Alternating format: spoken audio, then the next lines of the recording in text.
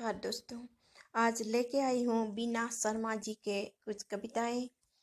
कैसे लगे आप लोग बताएं तो अच्छा लगेगा। उनकी पहली कविता है घरौदा।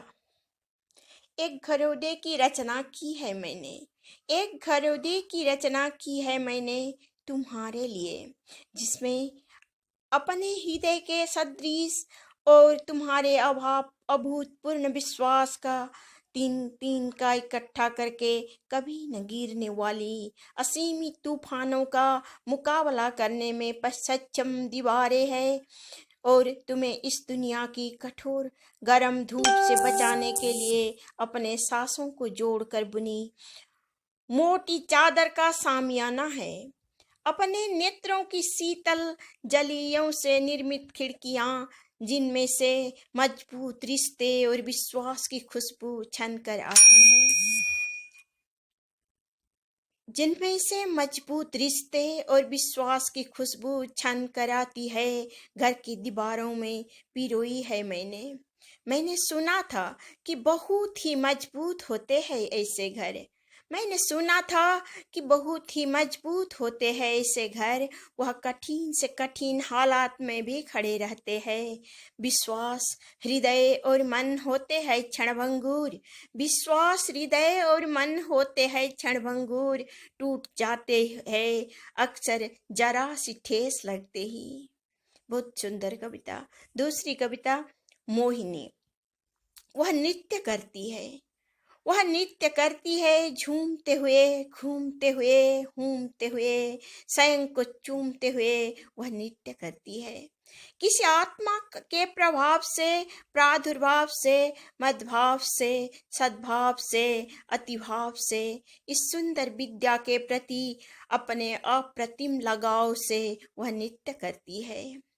गाते हुए, रोते हुए, आपे को खोते हुए, स्वयं को ही भावों में पिरोते हुए वह नृत्य करती है।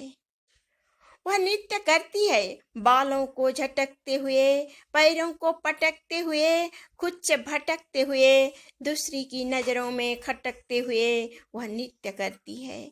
वह नृत्य करती है दृष्टिता से, धृष्टता से, स्पष्टता से, इष्टता से, रुष्टता से वह नृत्य करती है।